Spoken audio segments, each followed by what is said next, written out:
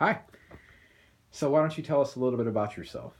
Good morning. My name is Gene Arthur, and I work with the ushers mostly, and I'm a member of the trustees. Okay, cool. Well, we have started our stewardship campaign, as you know, and your word for the week was Lord. And based on the Bible passage for this week, what would you say? How does Lord speak to you? How does God speak to you through that passage? Well, what Lord means to me and how God speaks to me is I have your back. Basically, when you're in a hard time and you need something, you can always rely on the Lord, and He has your back. He's going to be there for you. He's the Father. He's the protector. He's everything you could ever need and want in a protector, and that's who He is. You can always go to Him when you need Him, and ultimately, that's what the Lord is to me. Awesome. Um, what does well? I mean, that basically answered my next question, which was what does what does Lord mean to you? So that's great. But what personal experience I think in your life has caused you to kind of live into what that means for you?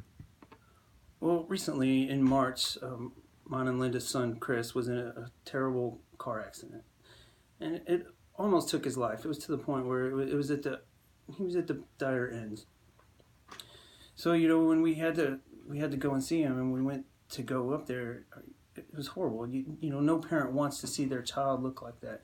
And when we did, I had immediate comfort knowing that the Lord had our back at that time. It's just like it was like He wrapped His arms around myself and Linda and said, "Hey, I have you. We're gonna get through this. We're gonna get through this with Chris, and he's gonna be better, and he's gonna be back to what he was, if not better." Mm-hmm. And can you share like an update with? And yes, ultimately he is doing better. He had a rough time of it. He was fighting for his life for a while, but then 6 weeks, 8 weeks later, he walked out of the hospital on his own, and he's continuing to get better. He grows more. He grows stronger every day. His brain function is coming back more and more every day. He can do some like small jobs that he couldn't do before. Ultimately, he's getting all of his functions back and being able to be a good life citizen again. So, Yeah, it's a yeah, powerful story. yeah. Thank you. Um, as far as the role of the church, can you explain a little bit how the church was involved in that Oh, process? sure, yeah. The second we found out what was going on, I immediately called the prayer chain and Pastor Stella and said, "Hey, we need prayers. This is what's going on. We're gonna have to go. It's an 8 hour overnight drive for us to get there." The prayer chain was immediate and just I cannot say how much the church got behind us, and we could feel the power of prayer the whole time we were there. I just knew, right from the beginning, because the church was behind us every step of the way.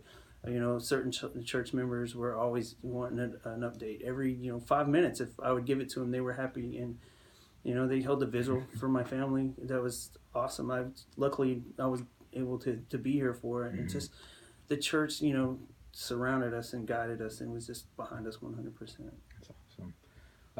In three words, what does the church mean to you through this experience? Well, firstly, love, Okay, tremendous love, faith, and family. awesome. Well, thank you for your time. I appreciate your story.